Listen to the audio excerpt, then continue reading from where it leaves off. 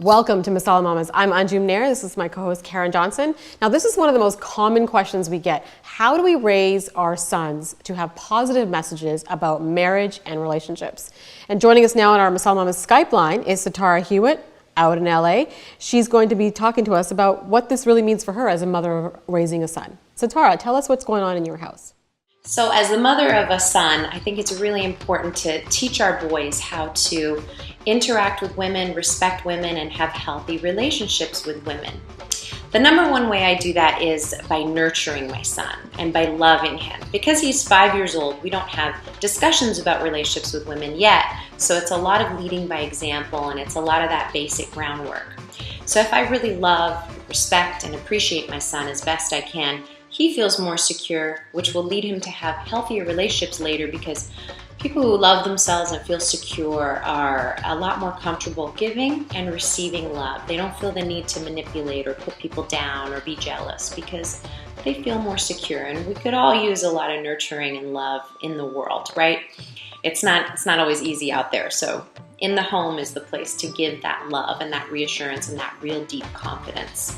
And the next way I do it is showing my son how I interact with men. So when my son's father and I interact, we're careful not to put each other down, even in little ways like, traditional little digs that we might give women or men. Like, he's very careful not to say, oh, mom's always so tired, or mom's so moody, or these other things. We try to make it more positive, like, mom's got a really big heart. Mom does a lot in the home for us. She multitasks really well.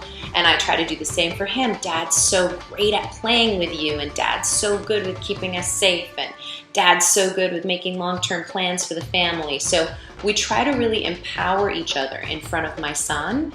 And that goes a long way to showing him how to have a healthy and empowering relationship with gratitude, as opposed to put downs or little cutting remarks. Those just don't serve my son if he hears us doing that. Thanks, Sitara. That was great. Some really great insight.